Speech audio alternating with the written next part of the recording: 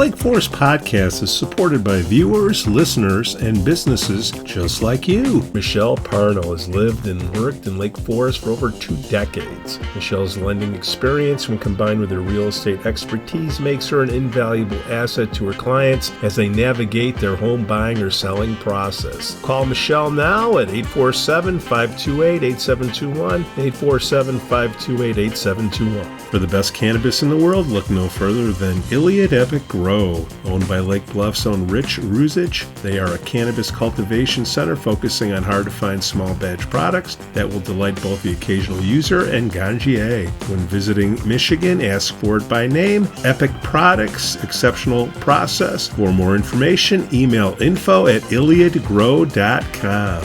Laracy & Company CPAs, founded in 2010 by Lake Forest's own Brian Laracy, specializes in tax preparation and bookkeeping services. Earning the People Love Us on Yelp award, their process is straightforward. Just upload, review, and file. For a free quote, visit LaracyCPA.com now. That's LARISEYCPA.com. I'm excited to share with you something special from our Lake Forest community, the Aesthetic Lounge Med Spa, located at 775 North Bank Lane in Lake Forest near Wisconsin Avenue. This just isn't any spa. They offer an amazing blend of traditional spa services plus the added benefit of medical procedures and treatments. In a relaxing and luxurious spa environment, you can enjoy a range of cosmetic and aesthetic treatments. These are all performed under the supervision of top medical professionals. The Aesthetic Lounge Med Spa provides skin care, facial rejuvenation, body contouring, laser hair removal, Botox, dermal fillers, chemical peels, and much more. What's great is that each treatment is tailored not just to enhance your appearance, but also to address specific skin concerns and to promote overall well-being.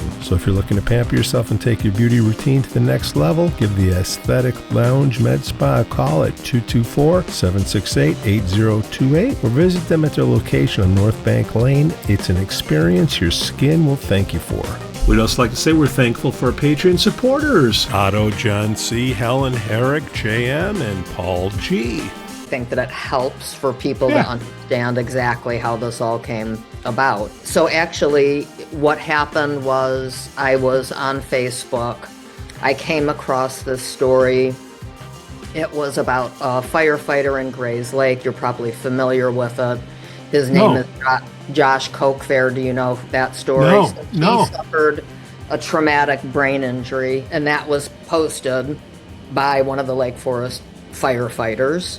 And I was really shocked at the story because it talked about he suffered a traumatic brain injury and was actually forced to go back to work against the advice of doctors. So that led to a dialogue of, wow, how could that be happening? Which in turn educated me about understaffing. So I do realize this is an issue for other departments, but I think we automatically assume a city as wealthy as Lake Forest does not have those kind of issues.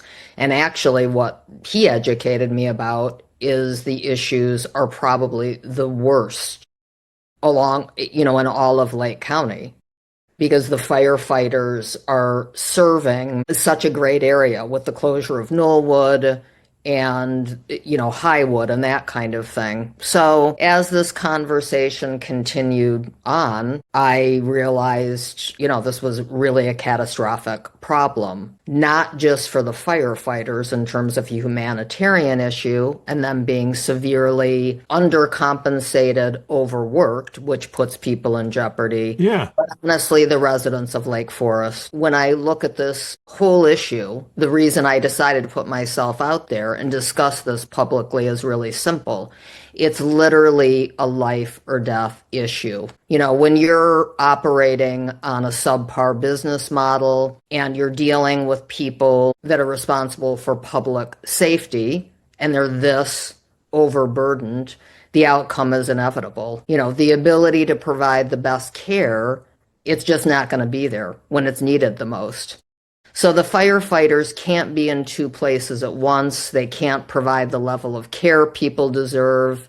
Their response times are slower because they're severely understaffed. That led me to try to set up a meeting with the city manager Hmm. and Jason. He was definitely willing to have a dialogue.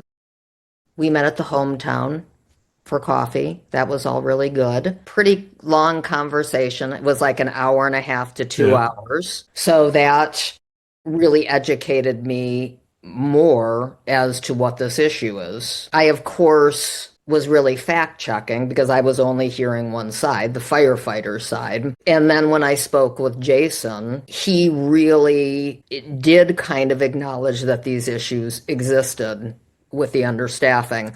So much so that he actually referred to it as the perfect storm. So then when I kind of started questioning, well, how long has this storm been brewing? He acknowledged it had been going on for years and years, which then led to me saying, what steps is the city taking to kind of look at this situation? What are they able to do about it? And I want to be fair, they know that it's an issue, but then the kind of steps that he was discussing in terms of what they would do, it did feel to me, not just feel to me, I think it's fact, they weren't really very concrete or maybe achievable.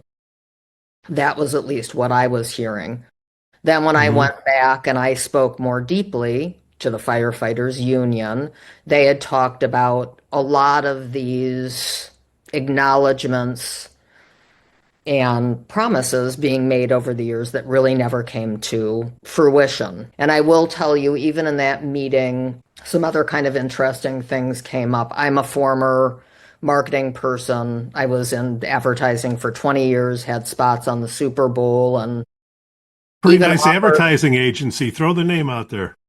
Oh, I've worked for so many. Leo Burnett, Dee Dee B. Needham, lots of them. And obviously I'm a published author. I'm a contributing writer for some other online forums. Why do the men and women that are firefighters, why do they do it? And I'll tell you why they do it.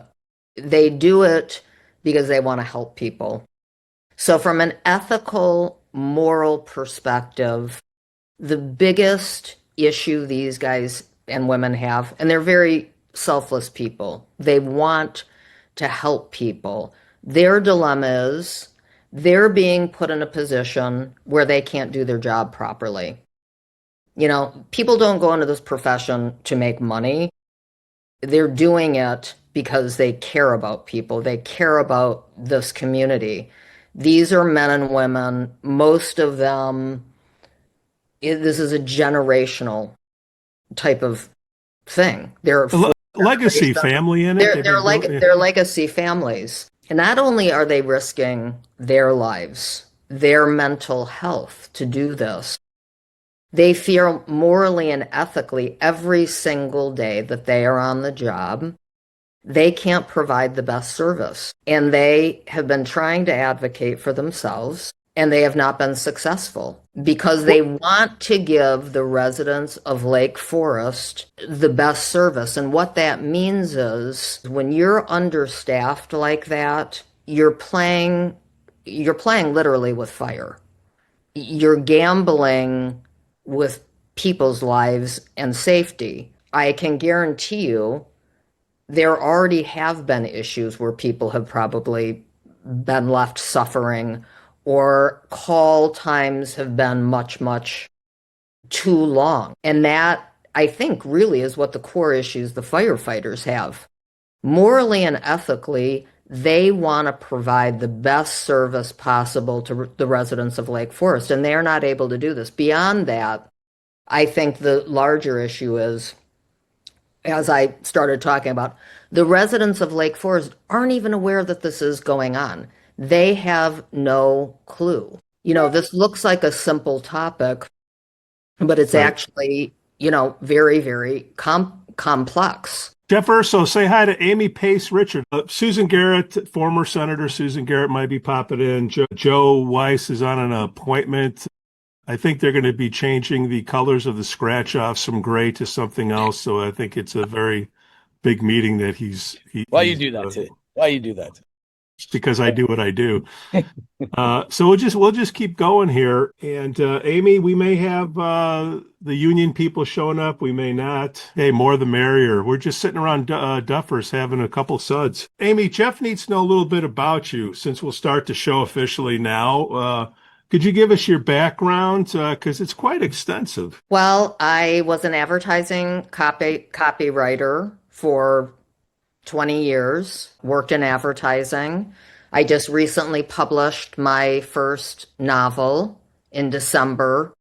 I'm a contributing writer for several online forums. Most importantly, a mom, somebody that's really kind of spent my whole life. I've done a lot of volunteering. And hey, say hi to Senator Susan Garrett popping in. Hello, See, she how shows are up you? even when she doesn't need anything. She's a person of the people here. Welcome, Susan. Thank you. Hi, Sue. That's a big compliment. For me, yeah, it is. Just ask. So, Amy, TLDR, too long didn't read. You had a firefighter reach out to you on the side, and what was the issue that piqued your interest as a Well, journalist? really more than that. Okay, He didn't reach out to me. I was on Facebook. I happened to okay. come across this story. It was about a firefighter from Gray's Lake. His name is Josh Cokefair, and he sustained a traumatic brain injury. So as I'm reading about this story, and he was basically against doctors' orders, forced to go back to work because they were understaffed. That led me to start talking with the original poster of that story, and much to my surprise, finding out that Lake Forest is basically in that kind of situation, except much, much worse in regards to overtime, the kind of catastrophic injuries the firefighters have sustained, and all of this understaffing. So as I learned more and more, about it, really looked at this issue as really being a life or death issue. When you're operating on a subpar business model and you're dealing with people that are responsible for public safety, the outcome is kind of inevitable. These guys just want to provide the best care, and it just isn't going to be there when it's needed the most. So that led me to reach out to the city manager, Jason, and set up a meeting with him. And I was describing that meeting in the beginning, I thought was a very good one. Jason was very transparent, I thought at the time, and really concurring that this was an ongoing issue and problem. As a matter of fact, in the meeting, he described it as the perfect storm, which then kind of led me to question, well, how long has this perfect storm been brewing?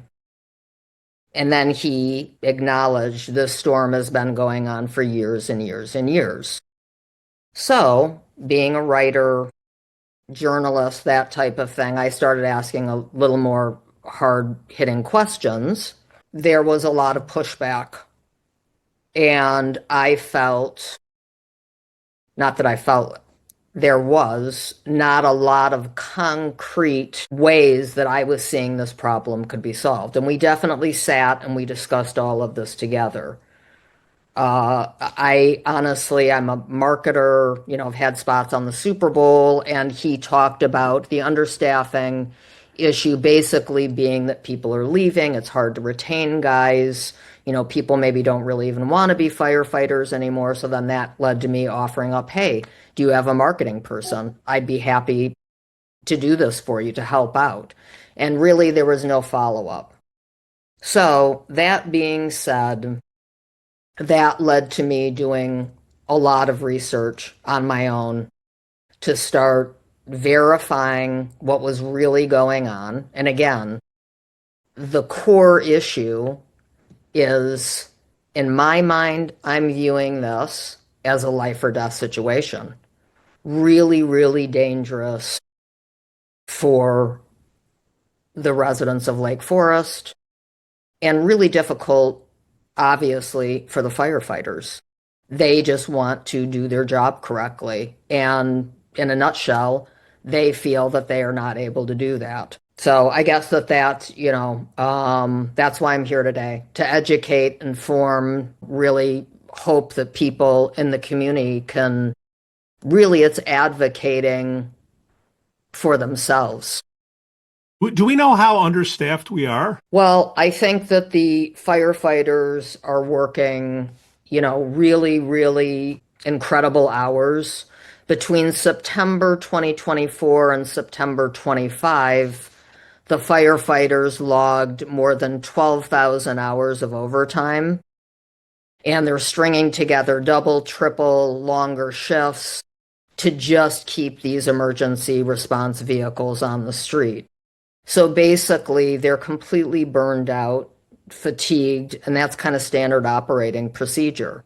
So imagine that, not by any fault of their own, they are really unable to provide the best, safest care. And I do think they've lost at least 13 members since early 2024. And Pete, you were really helpful with helping me to get a lot of this information via the Freedom of Information Act. Well, it's not free. They Yeah, make you work for it. yeah. Well, so Pete's everyone's favorite FOIA guy. there was three duty related disabilities, and a lot of the resignation letters, because I think it's very difficult. Yeah, what are the exit interviews saying? Like, why are they leaving? This is Lake Forest. This isn't Southside Chicago. This is a nice place. That if you were a younger person, right, and you're kind of starting I was. out, and you can see how understaffed you are, you don't want to get locked into a place like that. That's my take on it. When you really dig deeply, and I've got all the resignation letters, and I think you've looked at them as well. I think that it just talks about they're all pleasant, but underneath the surface, limited progress, overwhelming workload, and better opportunities elsewhere. So that speaks volumes. We got, Jeff. We got Jeff, who knows a lot of firefighters. We also got former Senator Susan Garrett, who's been behind the scenes. I can't wait to hear their opinions. Jeff, what are you hearing at the bar from the firefighters or on the side? Well, I hear a couple things, but I'm looking at the city's response they sent to you as well, Amy. And some of this stuff, I think it really comes down to, some cultural things. Like I think getting a new firehouse is going to be huge, right? As far as training. So I don't know if this situation is this a Lake Forest exclusive situation, or is this a lot of firehouses? Like that part, I don't know. I don't know if Amy knows. I'm not I sure. think Lake Forest, based on the city hired outside consultants to do a study. Okay. Yeah. And it's the Baker Tilly report. When we did go and ask for this via the Freedom of Information Act in regards to overtime hours and specifically this issue of understaffing, they said they did not have that information. Yeah. Later, I 400 realized hours per fireman per year. but the larger issue and the more important thing is they paid for that Baker Tilly report. And they did not disclose that via the Freedom of Information Act. So that to me is very concerning, to say we do not have this information. We are not, we cannot provide this to you. This was consultants that they hired, and this was planned in 2023 and actually implemented in 2024, which is back to your original question, Jeff. Yes, the city had this information that in this area, Libertyville and Lake Forest both are suffering from extreme understaffing issues, and the recommendation is you need to hire more people. So yes, they very well knew about this. This is actually stunning. Yeah, well, I have to just chime in for a second. Pete, you invited me to be on the show and you told me what the subject matter was going to be. And by the way, thank you, Amy, for all your digging. I was going to send you another email and say, I don't really know if there's anything going on. I don't know what kind of contribution I can make to the conversation. But I've heard a little bit about, the police are getting this magnificent building and lots of, a brand new everything inside, and the firefighters and emergency responders, there's going to be renovations at that building, which I guess makes sense. But never have I heard in any kind of city council meeting or just talking around town that this issue is what it is. And that's problematic. Well, I'd like to talk a little bit about this building too, and I'm going to use this analogy. First of all, I've talked with the firefighters and I've been in the firehouse. The main issue is, sure, everybody maybe would want something a little nicer, but in terms of the money, they want the manpower. They don't care about nicer accommodations. But how do you recruit kids without it? That's the only thing I'm worried about. I don't think that has anything to do with it. I think if you're working your butt off, do you care whether you have a nicer bunk? No. I think I think they could do this. I Hey, think look, it I've does. renovated a lot of houses, so I'm going to use this analogy. So bear with me, You okay? need more rooms for the recliners. So this is important, guys. Okay, so let's look at this. So you're going to go buy a new house, right? And you do an inspection on it, as we all have. And the inspector says, you know what? There's a massive crack in your foundation. So what my recommendation is, Mr. Consultant, Baker Tilly, I recommend the very first thing you do is you've got to fix this foundation because it's structurally unsound. It's not working.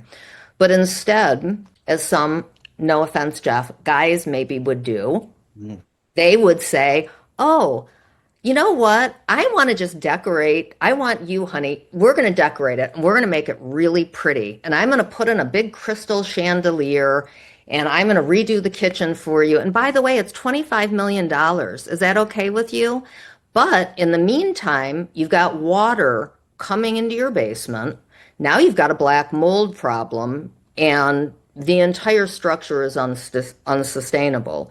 That's the way that I look at this situation. You start with the stuff that isn't glamorous or pretty. And that's my main concern. What everybody's more worried about is optics. What can I leave my name on? What about my legacy?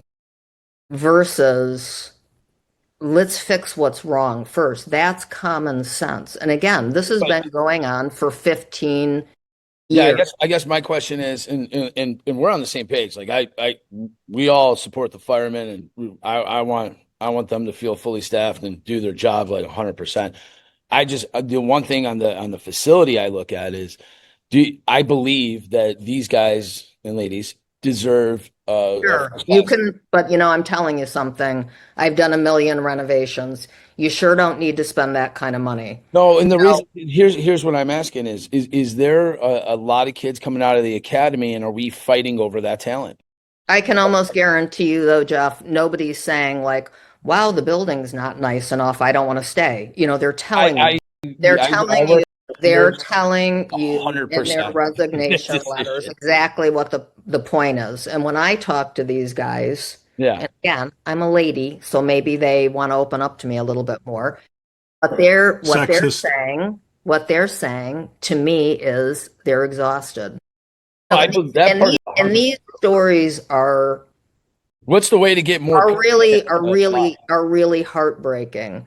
When you've got guys that are telling you they're really almost like suicidal, they're overworked, they need to take days off and talk to mental health professionals. Like imagine that every single day you're in fight or flight. And I'm going to explain to you why.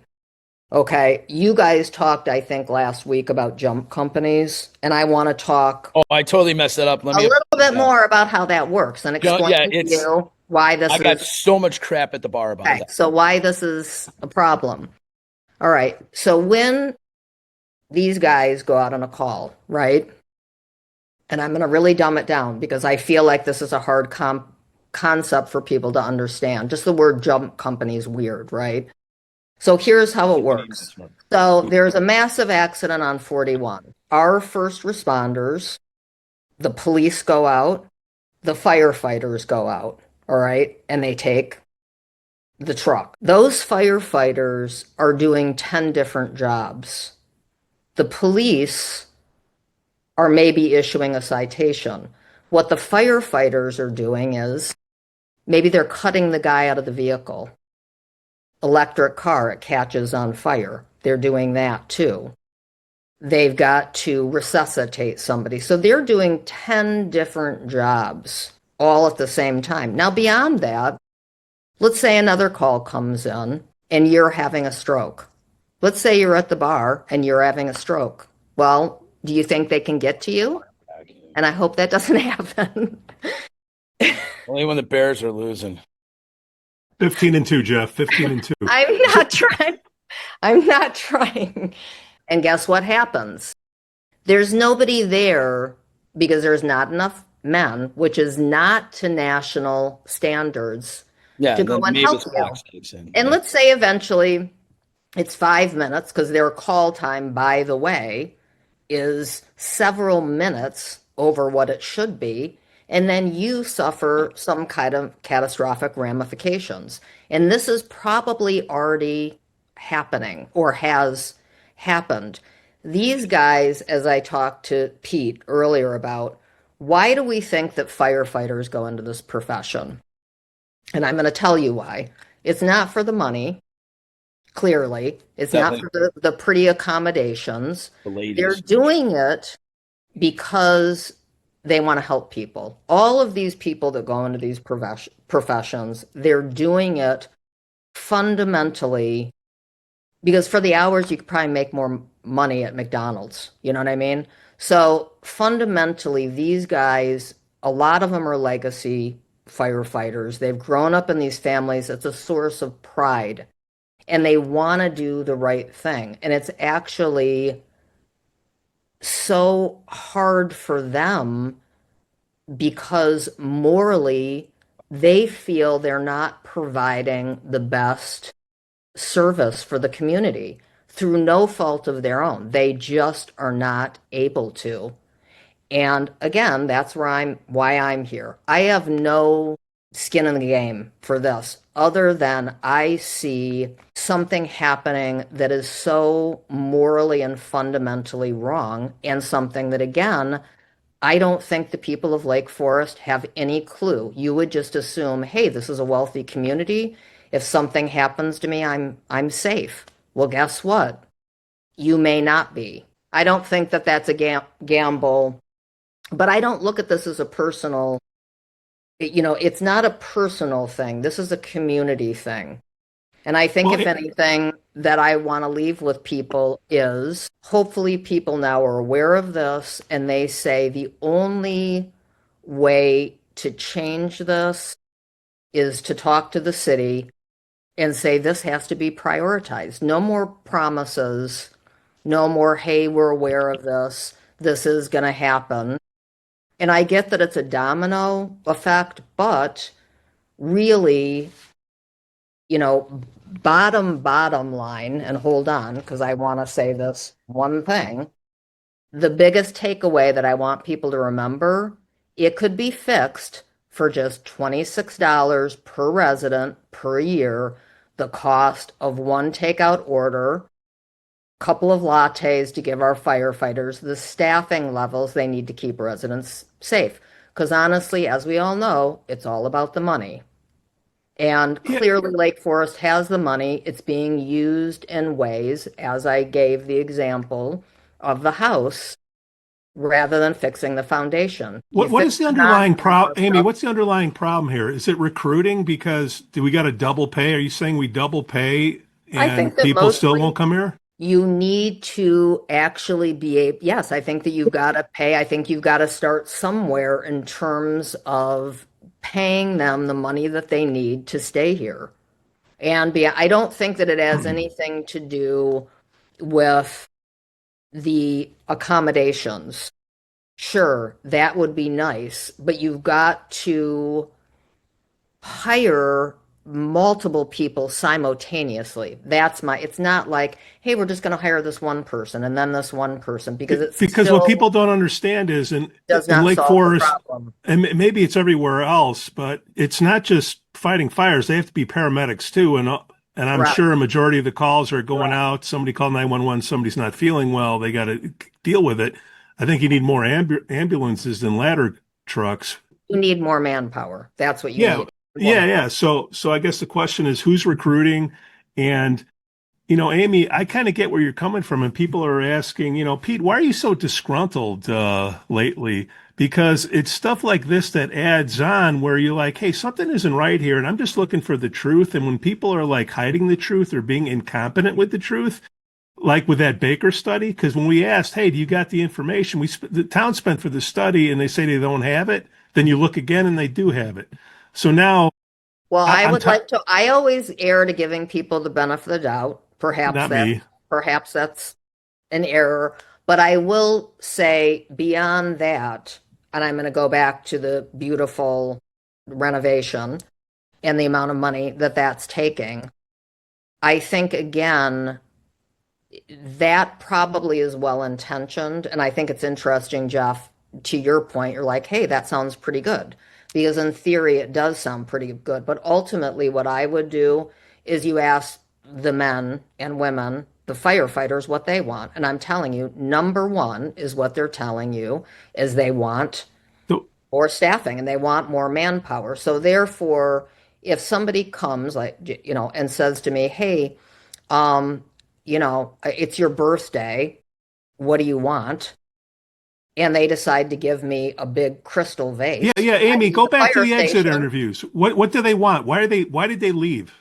I think that we talked about that. I No, I think, know. Just one more time because I want to get to the data here. I want to speak to the city in terms of data. People are leaving because what? Underpaid, we're understaffed because we're not paying enough or we're not recruiting hard enough. limited limited progress, which I think we can take each one of these. Okay, let's take each one of these. Yeah, Okay, so I guess that I do kind of wonder, talking to we're some just of the sitting at the bar some of, talking, Amy. some of It's the all fire good. No fact checkers here.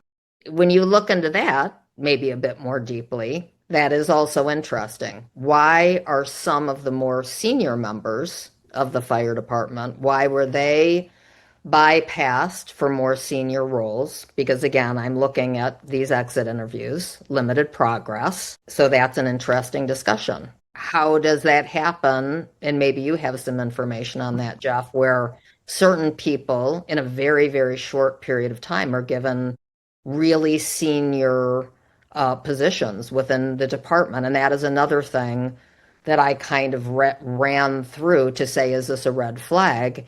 And yes, it came up as a massive red flag.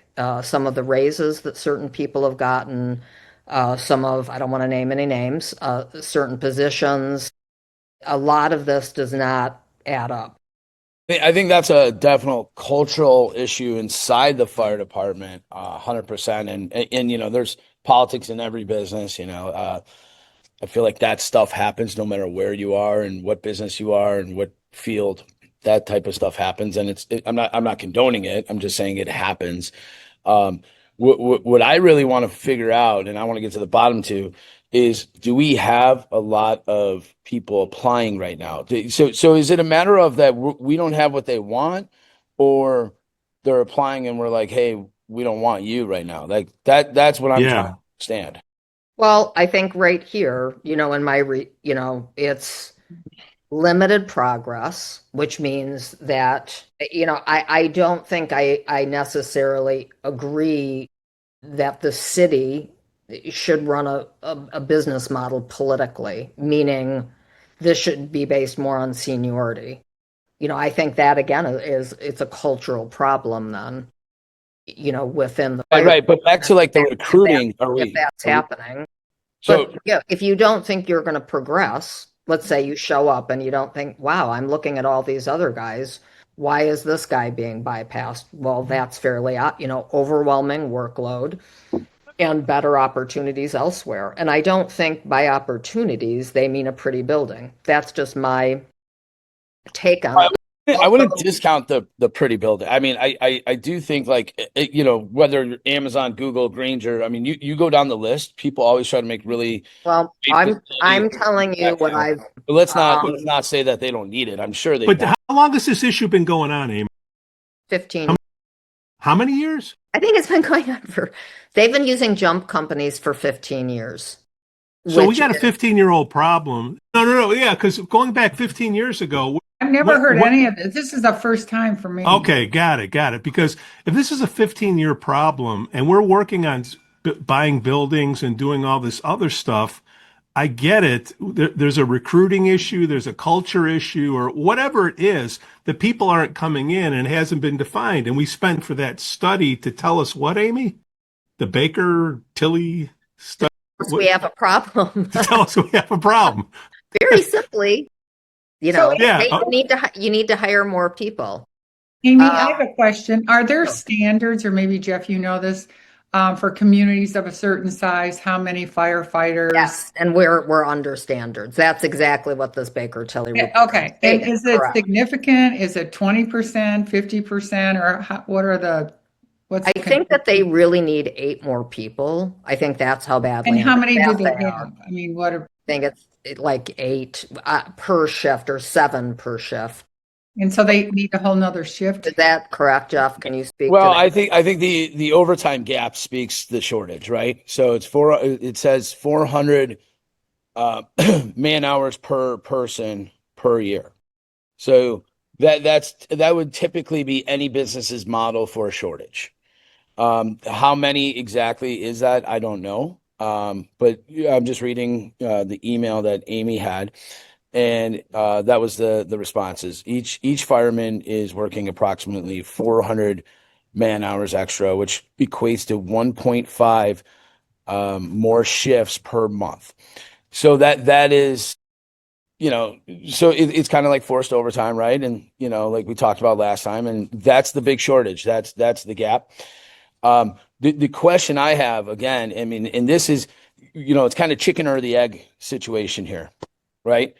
Is it people are leaving / not coming because of something like, to hire, I'm short staffed. I got my business right now. I got like 4 positions available. If you guys know anyone, send them my way. But we're always like, the thing is what can you do to recruit? Right. So that's. I'll answer that, Jeff, go ahead. just briefly, because I do think that this is important. So I did speak during that meeting with Jason, and I mentioned this just briefly. And I said, do you have anybody in charge of marketing? And I even threw out a couple ideas. Let's say there's, I work out a lot. I'm at the gym a lot. Could you have somebody going to the gyms? Could you put together material to speak to, men or women that are physically fit that maybe want to do this type of job, whatever. He never took me up on that. So my take on this, again, yeah, there's a lot of things you could do. And, perhaps if you want to spend to get another assessment done, maybe you can focus on that issue. So I think that if you know that you're understaffed for 15 years, why wouldn't you have focused on that in that report that you did, and that with that consulting firm? Talk about, hey, we know that we have severe understaffing. How can we recruit more people? I don't think, you and I can sit here and answer that question, but I would say in regards to the residents who are not getting the correct care, because again, that's more what I want to focus on. It is about the firefighters, but ultimately, the residents are paying this money. They are the taxpayers. They believe they're getting appropriate service, and they're really not. And you know what? It's about priorities. So we're going to spend probably close to $30 million in renovating and the cost of the building on the west side for the police. But you would think at the same time, the city would look at building up their fire department, and being forthright with the community about where we stand, because, all the attention is on the police, and that's great, but it's almost as if the fire and emergency responders have been ignored. All I've heard is that when the police move out of that building, there's going to be a renovation. I never heard anything about, Amy, what you've been talking about. And the Right. fact that that study took place it really is stunning. Because you're right, in a community like Lake Forest, public safety is like number one. And this is serious. I view it as very, very serious. And I look at it almost like I was saying, like the Titanic, right? So the Titanic, this unsinkable ship, it's the best ship. That's kind of what I look at the renovation for the fire station and the police department. We're going to build this really great, wonderful thing. But we know that we have understaffing issues, much like when the Titanic left.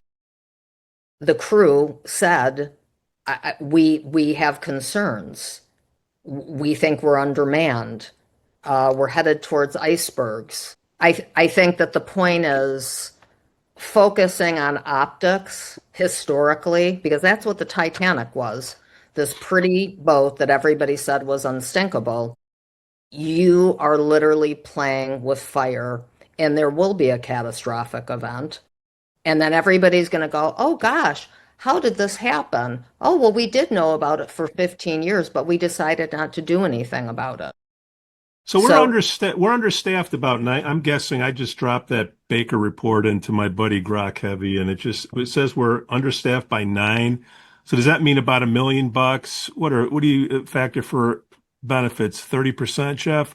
So you got about $1 million that's sitting out there that. Well, here's two things real quick. I just want to, bring up. One, the building thing that everyone keeps talking about. And you guys know I love all my first responders, so police and fire. I think the police deserve the best of the best, and same with the firemen. These are bonds they use. So when they borrow money, they borrow it at a AAA bond, 0 interest. They pay this stuff over a long period of time. So they can't borrow money to pay staffing. That is in-house money, right? So a capital expense and a labor expense are two different line items. So I don't think we could say, hey, we're spending X amount on a police station. We should be spending it on the firemen. However, we should be getting more firemen, 100%. I think the staffing level, I just got a text from someone I have that's letting me know they feel that they're short 5 to 7 right now, I believe. Is the total level, like immediately is what they're looking for.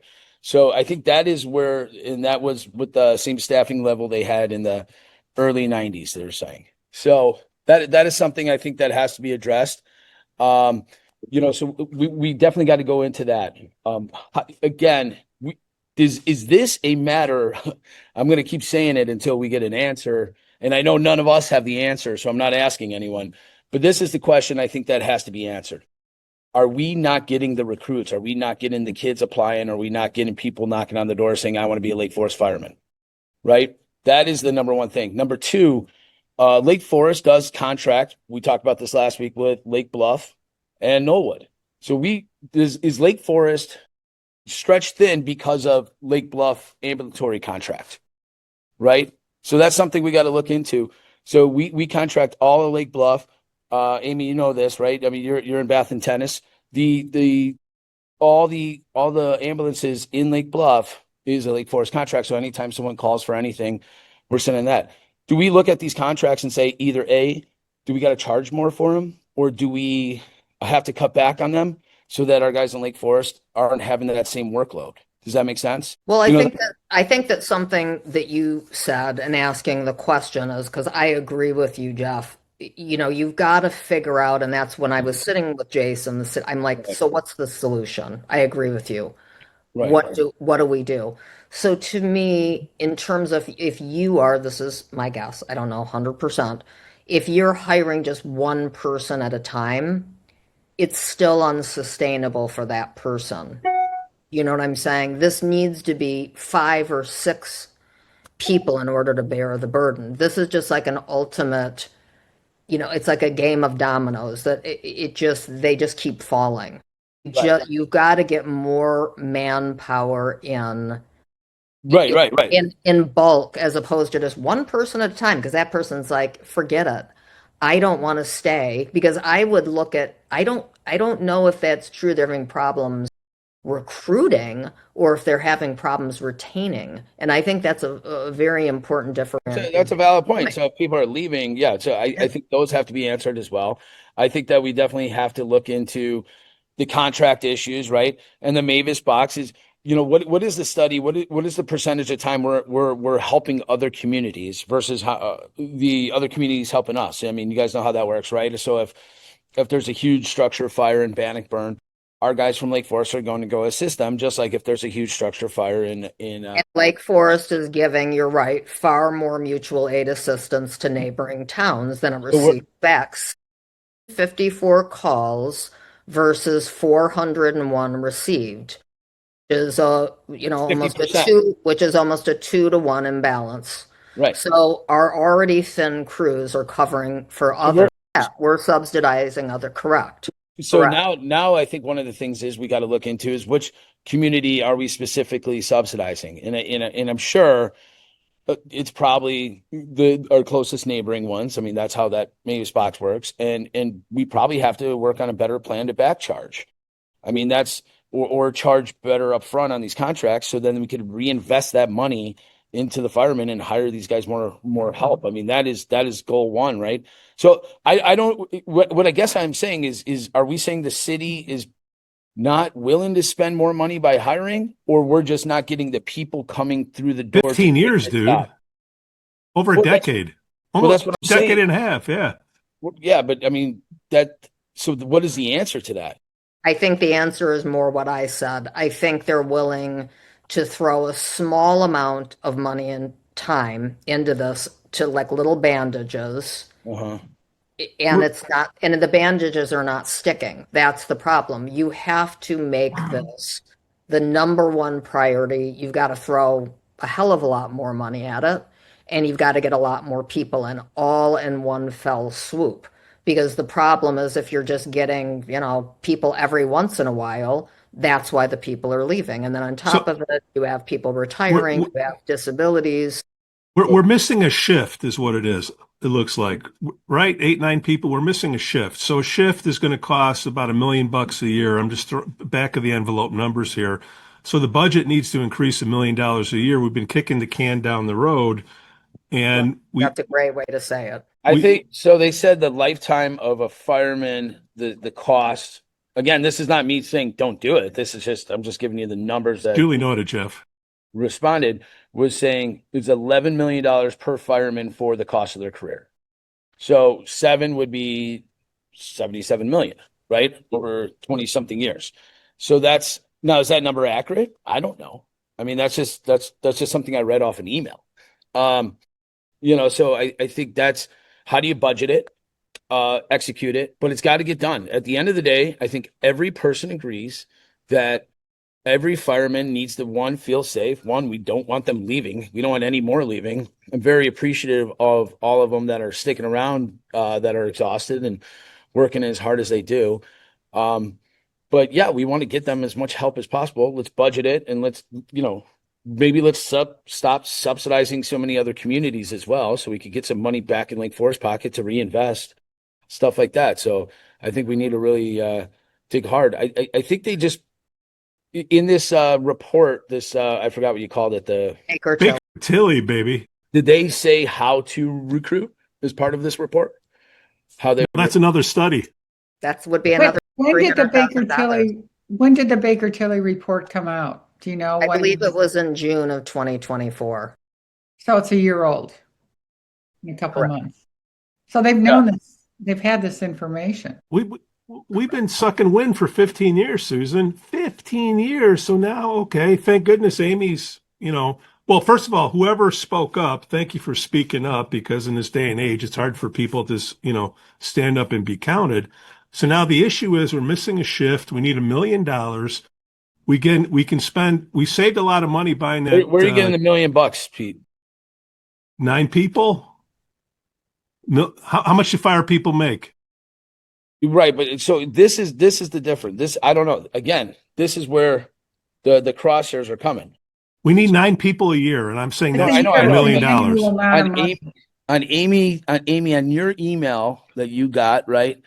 Where did they put it? They put the cost. Was it? Maybe it wasn't on Amy's email. Well, I like this idea better. The crisis could be fixed for just $26 per resident per year.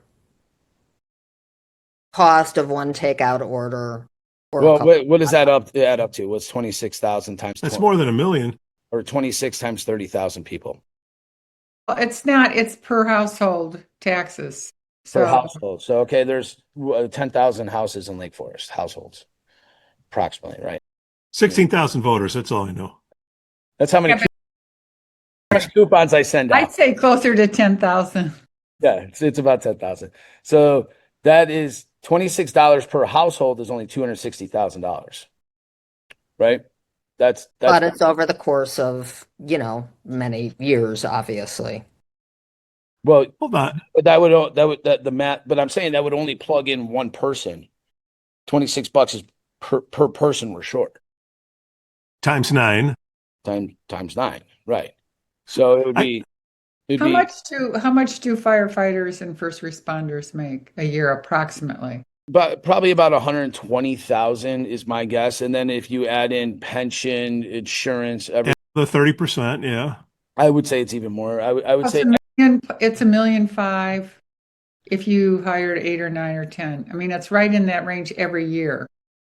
I think it would be even more. I mean, and then Let's say the $2 million. I mean, the city, yeah, right. So I think that's we're closer to the talking- number. we're Yeah. talking people's lives right now. Oh, 100%. You're And correct. if it's $2 million a year, I mean, we've had 9 some people, major- 2 million. We're just trying to define what it is. We've been kicking Right. it around for 15 years. This is what needs to be done. If we save money buying the police station, there should be money left over to. Pete, again, that's a capital expense. I don't know. You can't correlate those two. It's the operational budget. So I can't believe that we can't find $2 million a year. That's all bond. That's a bond purchase. And as much as I'm But going to the put salaries aren't. The salaries would the be salary, well, that's what I'm saying. So like the purchase of the building and the renovation's a bond purchase. So that's okay. Exclude that. yeah, it's free. Not free money. I apologize. It's borrowed money that's on free interest over a period of time. So you can't pay. But taxpayers are still paying for that free money. Yeah, but you can't borrow. If you borrow salary money, your AAA bond rating's gone. I'm say budgeting for next year, dude. This has been going on for 15 years. We need another $1 million to come from somewhere to get these firefighters, right? Two things we should really start looking at as community members too is kind of like how they have Friends of the Parks. We should get Friends of the Firefighters going. Like that would be step one. That's a hot idea. I like that a lot. Yeah, You're on fire, dude. Let's do some fundraising, man. I mean, let's get them the people they need. So that's number one. I'm sure we could get some big donors to cut some big checks. We got the money. We're Lake Forest, AAA bond ratings. I've heard it, I don't know how many times. And I think that it's people just aren't aware of this problem. Yeah. I think that's the I big- agree with it Amy. really is Okay. just getting the word out. I don't think Yeah. we need to do fundraising. I think You shouldn't people have to. just are not aware of this issue. And I think that once people are made aware of this issue, and it's not just about the firefighters, because I think this is the larger issue. To me, people are more motivated. How does it affect them? And how it affects them is they are not getting the appropriate service that they are paying for because they are so understaffed. That to me is so important for the residents to know. They are not able to be protected in the way they need to be. No fault of the firefighters themselves, but it's because they're so understaffed. So in terms of self-interest as a Lake Forest resident, I think that any Lake Forest resident would say, yes, this needs to be addressed and fixed. I agree. What's the next step, Amy? What do we do? Well, I think we the let next everybody step know is about the problem. That's the first step. What's next? everybody please talk to one another about this issue. If anybody has any questions for me, I am absolutely happy to discuss this. I think that the firefighters obviously are very interested in, again, not just getting their story out for themselves because they feel they want to protect and support the residents of Lake Forest in the very best way that they can.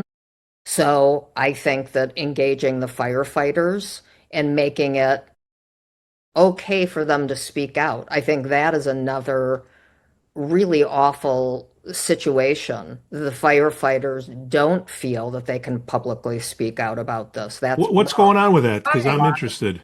well, because it's obviously that's just, to your point, Jeff, again, that can be at any company. You don't want to jeopardize your job.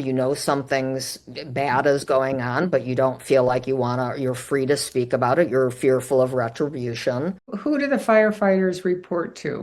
Their chief. Well, the chief. And the chief reports to And I did somebody did reach out to the chief and asked if he would like to be on the podcast today, and he did decline. No. So I can't do think that. again, the only thing that people can do, talk about this. I hope this leads to a larger dialogue. In addition, I've written this op-ed that I'm hoping the patch will pick up, and that addresses, this issue in more detail, and people can read about it there. I would just say advocate for yourselves, advocate for these firefighters. This is, a really, really important issue that's going to be impacting every resident in the city. So talk about it. Have you gone to any city council meeting and addressed the city during the public? I have not. Is that something that you would be willing to do since you're sort of the authority? You only get 3 minutes. Yeah, right after Kathy's. Well, I'll give you more. considering I just spent 50 minutes yammering on, I think I can fill 3 minutes. Okay, sure. Well, so, and I think this is really important. So again, these guys are, I grew up with these guys. They're the biggest badasses I know. We need to get them the support they need. We need to make sure that they have everything in front of them. We also have to have a plan. So it can't be, just, hey, this is broken, right? This is broken, and here's how we fix it. I call on the city leaders to come up with that plan. That's That's their not job. your job. It's not my job. That's what the taxpayers' money is going to. If somebody's making $300,000 a year and they're getting $110,000 in bonuses, they sure as heck should be able to sit down and figure this out. Put it on your city leaders. Put it on your city leaders. Go figure it out, guys. What is that? Is that Jason? Jason Wikipedia, 300. Nice. Yeah, 100 in bonuses? Yeah. And that's what I would say to everybody too. Find out how much money your city leaders are making. Find out how much your firefighters are making. A lot of them, they get 2% raises. Some of these city leaders are getting bonuses that are 6 times over that. Over what they should be. So yeah, there's definitely a lot to unwrap and uncover here. And again, I don't want to. Susan, how do you activate your group there? What's next? You know what I'm talking about. Yeah, I don't really have a group, but I have, I really don't, but I'm happy to send, once this podcast is public, I'll forward it to as many people as I can and try to engage people. I guess I agree with everybody here, but one of the things that I've learned over the years is that to come on a show like this, it starts everybody talking and, people trying to take action. But maybe if there was a way in which, Amy, you could go to the city council and address them and get people, that is, on public TV, you get exposure. It'd be another avenue for you to get or for everybody to hear. That's a great suggestion, and I would be happy to do that again. The only reason I'm doing this is from a moral and ethical perspective. I just view this as being wrong on so many levels. You're a Lake Forest, I'm assuming you're a Lake Forest resident? I'm a Lake Bluff resident. My kids went to Lake Forest. All part of that consortium of. That's not the, again, to me, it has nothing to do with me personally. Yeah. I just view this as, God forbid, something horrible happens and I know about this, I No, wouldn't, well, you you know, did it. it's You did about my Lake Forest conscience. ambulance too, so it does affect you. Yeah, but it is more about from a level of human beings. I agree with you. One to you know, it's wrong. And anybody that hears about this says, wow, this isn't right. Susan, how do we make something happen? Okay, we cause it awareness. You're going to send out an email, but let's just say in another month or so, because I hate wasting energy on stuff. I want to get stuff fixed. What do we? Jason needs to be pressured, and the city council needs to be pressured to do the right thing to find us another 8-9 firefighters. I think you need it'd be great if the firefighters could be at that, you know, Amy, let's say you go to the next city council meeting. If some of the firefighters could be there in attendance to show support, they don't have to get up and say anything. But it's got to be a grassroots approach. And the way to start it is exactly what you're doing right now. I am so shocked because I feel like I've got my finger on the pulse. I know what's going on. I hear things. I'm out in the community a lot. I've never heard anything about this. I had no idea there was a report. And Pete, when you talk about 15 years, Big matzo ball.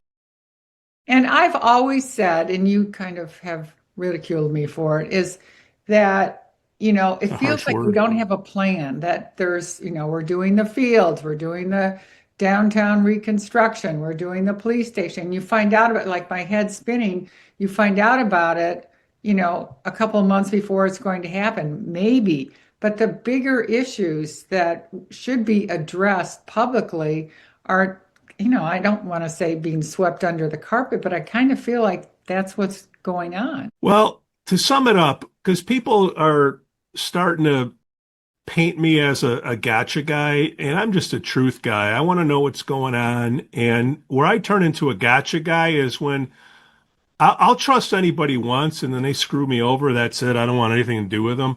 When we go out and get information and they say there's no information, and then all of a sudden information pops up, and it happens several times, I don't trust the government, the leadership and whatnot.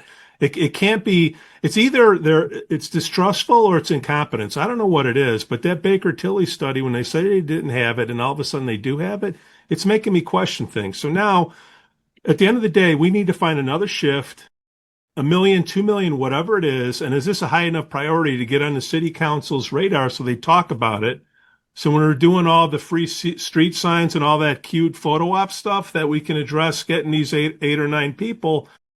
Susan, you sent out your email. Amy, you go up and you do your 3 minutes. And I say we check back in give it 4 weeks and see if something happens, or that's holiday time. Ain't nothing going to happen until next year. What should we do? I do it now.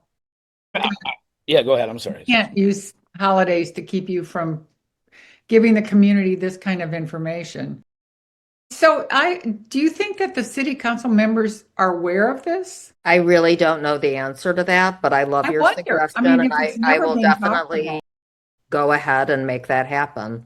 And of course, it would be great if the firefighters felt that they could come to that meeting. But again, I totally understand their vulnerabilities and the situation. Well, can they be that they're fired? in. I mean, is it that bad that they could be fired if they had a different? I don't think legally that could happen, Right. but I think Politically, that hell yeah. They don't want to make politically, waves. yeah, nobody wants to make waves, and you know they're Look, really look how hard it is to get somebody to come on this show and talk about. Did you say though that Libertyville was short staffed too? I was writing down some notes. those two cities were noted in that Baker Tilly report, Okay. meaning Lake Forest and Libertyville as well. Yeah, because Libertyville too is a fire district versus Lake Forest is not a fire district. So I'm assuming again, the only reason I keep asking these questions, and I'm truly being honest, and because I want 7 more firemen, 100%. I want 9. What you Go. got to get everything they need. The question is it a budget shortfall? Is it a matter of is there not enough pool in the labor pool to come to us? What is the attributes of the reason why we're not getting the staff we need? Because it's been 15 years, I would say, one, it's not being prioritized. I mean, we've been using these jump companies. So I Right, think right. that that's one issue. Beyond that, I think the call volume has increased because Knollwood closing down Yeah. and Highwood, again, to use Jason's phrase, this has been the perfect storm. I think, unfortunately, things have gone from bad to worse. So it was something that probably wasn't prioritized. And then it's just like I said, it's snowballed. And now it sounds like it's really, really a huge problem, which is why, they're having a lot of Okay. issues with retaining. It's a squeaky wheel issue, and okay, That's a good all right, way to we spoke up. Should we touch base in about a month? I mean, we'll do everything that we're going to do here, but When should Amy go to a city council meeting? Is the that, next one, which I think is next Monday, I believe, we'll look it up in post. But to say your piece, and then and we should try to get people to go there and hear, and they don't have to be, Susan, you're good at that. Get your crew out there. you act like I, I'll do it. All right. Hey, look, we just want for the greater good, right? All whatever you call it, it's for the greater good. We want, hey, when our friends at Lake Forest Place hit that button, we want somebody to show up, That's right. And I right? think this is a great, thank you, Pete, for having me on. And I think this is just the first step. It's Yeah. opening up a dialogue. Thank you, Susan and Jeff, because again, I think Thank you, that people Amy. Oh, my are God. not aware of this. So Thank I'm you. really, happy that I could share this. And again, only reason I'm doing it to first help the residents of Lake Forest and of course help the firefighters do their job correctly and properly staffed. Amy, Susan, Jeff, thanks for coming on the Lake Forest podcast. Joe, hopefully your meeting went well. We'll see you. I can't wait for your comments on this. Okay. Susan, don't be a stranger. We need your input like this. This is awesome. Next Bye, is- all. Thanks, guys.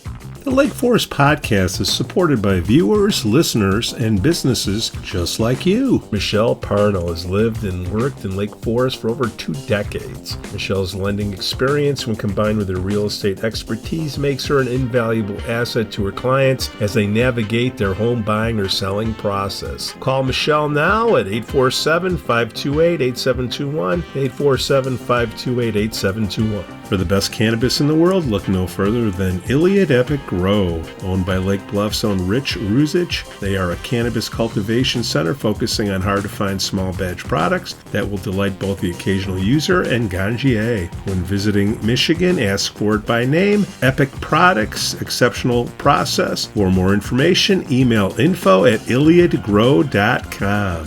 Laracy and Company CPAs, founded in 2010 by Lake Forest's own Brian Laracy, specializes in tax preparation and bookkeeping services. Earning the People Love Us on Yelp award, their process is straightforward. Just upload, review, and file. For a free quote, visit laracycpa.com now. That's LARISEYCPA.com. I'm excited to share with you something special from our Lake Forest community, the Aesthetic Lounge Med Spa, located at 775 North Bank Lane in Lake Forest near Wisconsin Avenue. This just isn't any spa. They offer an amazing blend of traditional spa services plus the added benefit of medical procedures and treatments. In a relaxing and luxurious spa environment, you can enjoy a range of cosmetic and aesthetic treatments. These are all performed under the supervision of top medical professionals. The Aesthetic Lounge Med Spa provides skin care, facial rejuvenation, body contouring, laser hair removal, Botox, dermal fillers, chemical peels, and much more. What's great is that each treatment is tailored not just to enhance your appearance, but also to address specific skin concerns and to promote overall well-being.